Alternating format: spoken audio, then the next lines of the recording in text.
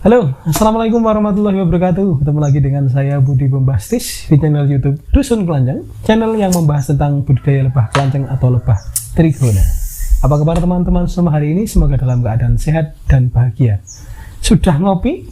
Di sini kita bersama pakar kopi dan juga pakar kelanceng. Hari ini spesial, kami berada di Desa Pamrian, Kecamatan Pitur, Kabupaten Purworejo. Kalau dulu kita pernah ketemu Mas Dwi Yunianto di Wonosobo, ya ini di sampingnya. Ini di Pamrian. Kita juga punya produk namanya kopi Pamrian. Petik merah gitu namanya Mas. Betul. Ya. Alhamdulillah kita silaturahmi di tempat Mas Guntur Wasiat. Oke, teman-teman, di sesi inspirasi cerita sukses budidaya lebah trigona, banyak cerita yang ingin kita gali dari teman-teman peternak lebah trigona, khususnya memang di Purworejo. Kita awal budidaya di Purworejo, nanti kita bisa merembet kemana-mana, itu juga bisa. Itu. Oke Mas Guntur, apa kabar? Alhamdulillah baik, sehat. Kesibukan apa ini? Kalau sekarang sibukannya di kopi. Nah, ini fokusnya di kopi. Ini apa ini? Nyetir ya? Iya. Ini apa Mas? Mungkin ada yang belum kenal ya. Kopi, alat untuk menggoreng lah bahasanya. Menggoreng kopi ya. Ini sekarang kesibukannya merosting. Roasting. Kalau di stand up itu ada roasting juga Mas. Roasting. Mirip gak sama ini? Beda ya. Oke Mas Guntur, hari ini terima kasih kami dari Dusun Kelanjang dibolehkan main ke kopi Pamrian untuk sharing tentang budidaya lebah kelanceng nih. Bukan hanya kopi nanti ini juga terkait kelanceng. Oke, sudah siap Mas ya? Saya tanya-tanya ini. Tidak keluar di CPNS, tenang saja. Siap. Mau ikut CPNS? Enggak. Ini sudah tidak mau ikut kayaknya, sudah sukses ini. Kalau kamu ya masih, kalau ada kesempatan ikutlah. Oke Mas, yang pertama di sini kan ngopi dulu Mas. Oh, ngopi dulu. Sudah habis lagi nih. Iya. Wah, luar biasa nih. Ngelak juga ini, kayaknya ngelak ini. Ini kopi Pamrian. Asli Pamrian ya Mas ya? Asli dari petani Pamrian. Luar biasa. Ngopi tanpa gula, teman-teman. Oke Mas, di sini kan sentranya kopi ya. Termasuk terkenal lah selain di daerah Kaligesing. Terus Pitur ini juga terkenal sebagai penghasil kopi. Nah, jenengan itu sebenarnya belajar kopi dulu atau belajar kelanceng dulu? Kalau saya awalnya dari kopi Mas, belajar kopi dulu. Mulainya di kopi. Tahun berapa itu Mas? Kopi sekitar tahun 2017 sudah mulai produksi, kemudian dipasarkan. Proses sendiri berarti ya? Proses mulai. Metik dari hutan sendiri, dari kebun. Berarti memang dari nol budidaya kopi jenengan sudah mempelajari sejak 2017.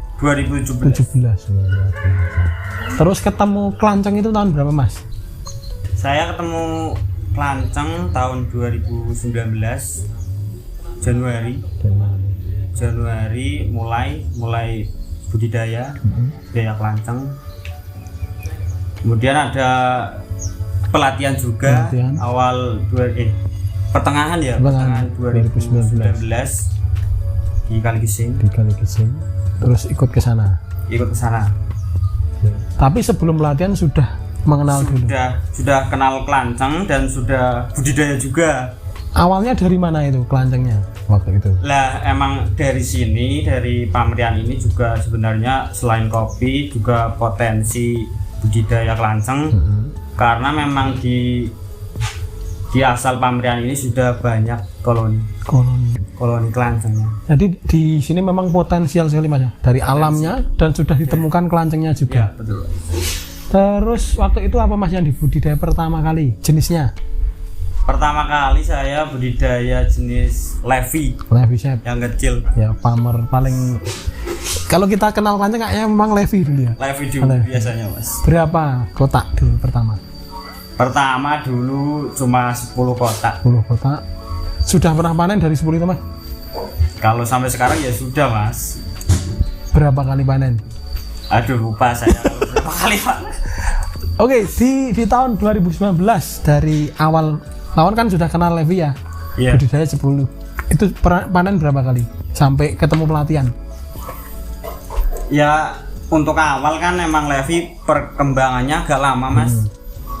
Sampai pelatihan ya paling panen dua kali termasuk banyak. Dapat berapa mas Levi? Kalau koloni Levi emang sedikit panennya. Dari 10 koloni itu dapat sekitar 1 botol yuzu. 1 botol yuzu. Sedikit banget ya? Sedikit banget mas kalau Levi. Tapi itu kan sebenarnya tergantung dari alamnya juga, dari nektarnya kan. Oke mas, Mas Guntur ini belajar kopi, terus mengenal lebah, jadinya memadukan antara kopi dan lebah. Menguntungkannya seperti apa sih mas? Memadukan antara kopi dan lebah, seberapa menguntungkan? Sangat menguntungkan itu mas.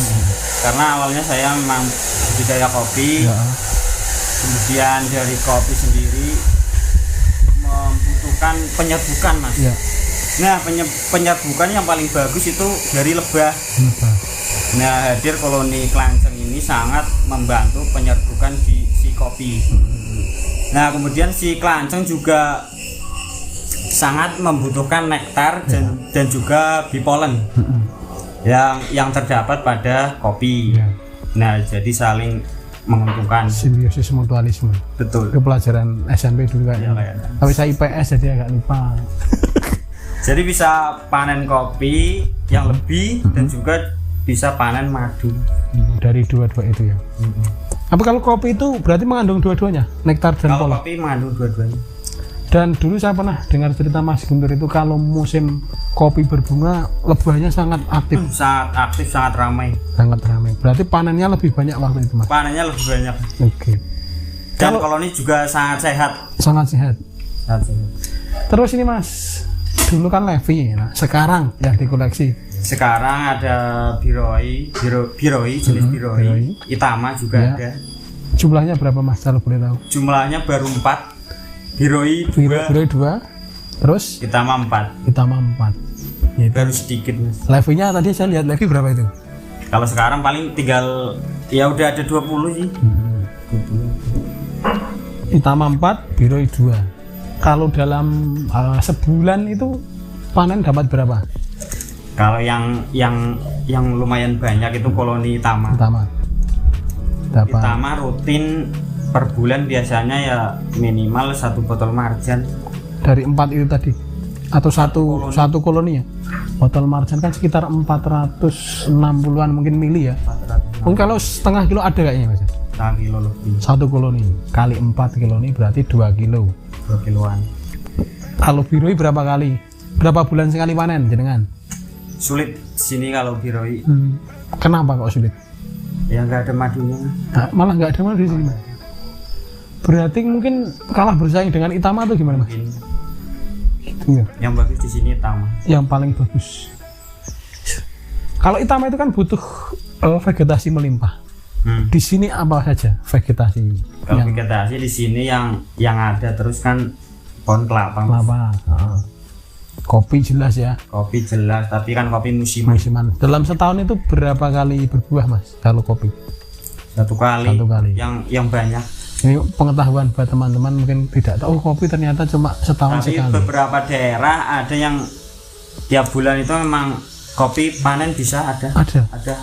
Kalau di sini tapi satu tahun. Panen raya sekali. Oke. Kelapa, kopi, terus apa lagi di sekitar sini? Yang lumayan banyak tela karet. Nektarnya lumayan. Itu berarti dominan pahit. Madunya ya. Pahit itu. Berarti kalau ada yang bilang kok madu pahit ini asli enggak? Bisa jadi mas ya? Bisa jadi karena madu. Vegetasinya ketela karet. Terus apalagi mas di sini yang karet juga ada. Karet. Kalau AMP di sini ada nggak mas? AMP baru mulai. Ini itu penyelamat katanya AMP itu. Terus pohon-pohon besar tentunya di sini ya, pohon buah-buahan ya. Buah paling mas. Itu duku. Kalau duku berapa kali berbunga setahun? 1 kali gitu. Tapi berarti memang yang paling dominan adalah kelapa. Tiap hari ada. Oke, kalau sini itu ketinggian berapa Mas MDPL? Pernah ngukur ya? Daerah permukiman paling 400, 300 sampai 400 permukiman. Berarti memang Belum tinggi sih. tapi termasuk rada adem ya? Ya. Dibanding di dalam tempat saya di Inggravak ini Ya, rada panas sana. Kalau di sini ngantuk terus. Dingin. Saya sampai ini ngantuk teman-teman ya. Terus ini Mas, dulu berarti ketika tertarik ke kelanjang itu motivasinya apa? Kok tiba-tiba ono kelanjang ki budidaya? Jadi memang di sini kan dari potensi itu Mas saya tertarik karena memang di sini juga mendukung, lokasinya mendukung. Kemudian saya tertarik, ya lebihnya menambah penghasilan. Menambah penghasilan. Non sewu Mas Guntur. Berarti kalau sekarang ini aktivitas atau profesi jenengan itu apa? Kalau saya sekarang profesi lebih fokus ke kopi. Kopi. Jadi hari-hari adalah Hari-hari dengan penggoreng mesin kopi, ini, ya. roasting kopi, Jasa juga, jasa roasting, Jasa jasa milling. memproses kopi juga, petani Ya. kopi dan petani kelanjang. Iya. Begitu ya. Berarti menambah pemasukan juga Mas ya budidaya Iya. kelanjang. Oh. Oke. Berarti motivasi memang selain karena potensi, terus menjadi pemasukan juga bagi kita. Betul. Karena memang kalau budidaya tidak menambah pemasukan, kadang kita juga malas-malas. Iya males. Mas. Karena motivasinya tetap kita ke sana ya Mas ya, salah Iya, satunya. iya di sana. Terus ini Mas, selama ini kan sudah 2021, berarti dua hampir 3 tahun jenengan budidaya. Suka dukanya apa Mas kalau budidaya lebah? Ya dukanya koloni banyak juga yang mati Mas. Kenapa? Mungkin karena pakan ya, pengaruh pakan di sini juga. Karena saya kan belum vegetasinya masih kurang lah, belum menanam nektar lagi. Bunga-bunga Masih mengandalkan dari alam sini saya. Mungkin karena pakannya kurang mati koloni. ada lagi faktor lain Mas, mungkin apa? Diserang Levi misalnya Tama pernah nggak? Pernah mati Sama karena mungkin. Levi juga pernah mati karena pakan kurang pernah. Kalau sukanya? Sukanya ya panen majunya Mas, suka. Tapi tiap bulan sudah ada ini Mas, berarti jangan tiap panen mesti ada yang Tapi sebenarnya order. kalau dihitung tiap bulannya belum Mas. Kadang memang kalau mengandalkan nektar dari alam memang kadang nggak ada madu. Jadi ya belum tentu tiap bulan. Minim-minim kalau Itama ya 2-3 bulan mungkin Iya. sudah bisa ya. Ya ada madunya tapi kan sedikit. Tidak. Kasihan. Tidak semaksimal kalau kita punya bunga-bunga lain ya. Betul. Harusnya memang ada taman yang khusus tanaman penghasil nektar. Kalau ini Mas, sukanya budidaya lebah kelanjang itu apa? Sukanya budidaya lebah kelanjang. Apa ya? Mendapat madu. Iya, Terus dapat. dan dibantu penyerbukan ya. Iya. Penyerbukan. Mungkin itu ya. Atau ada lain yang Ya, jenengan paling aku teringat sekali karena kelanjang terus saya kenapa misalnya. Enggak ada. Ya, oke lah. Terus sekarang kan punya koleksinya Itama, Biroi sama Levi Mas ya. Betul. Dan sekarang menjadi penggiat kopi juga kelanjang. Kalau untuk teman-teman mungkin yang mau budidaya Mas di luar sana, ada pesan-pesan mungkin terkait lebah kelanjang? Kalau untuk teman-teman yang mau budidaya untuk pemula, pastikan dulu lokasi ya. Lokasi mendukung apa tidaknya. Kalau lokasinya sudah mendukung ya gas saja Mas. Gas saja. Tapi Karena kita kan kalau emang lokasi mendukung, kita ya ngerawatnya mudah lah. Mudah. Koloni. berarti memang budidaya kelanjang itu mudah ya? Mudah. Tidak sulit. Ya? Selama memang lokasinya mendukung. Nah, menurut jenengan lokasi yang paling cocok seperti apa? Yang dingin tetap Mas. Yang dingin, yang paling terus banyak vegetasi ya. Banyak vegetasi. Oke Mas. Terus ini Mas, di sini kopinya apa aja sih? Kalau Berkaitan kopi di di sini kebanyakan robusta jenisnya. Robusta, Liberica ada, Liberica. cuma sedikit Mas. konsumsi sendiri aja habis kalau diberikan. Wah, memang beda taste-nya. Beda. Lebih enak mana? Atau Enak enak semua. semua. Nah, ini jawaban anu pusing ngono.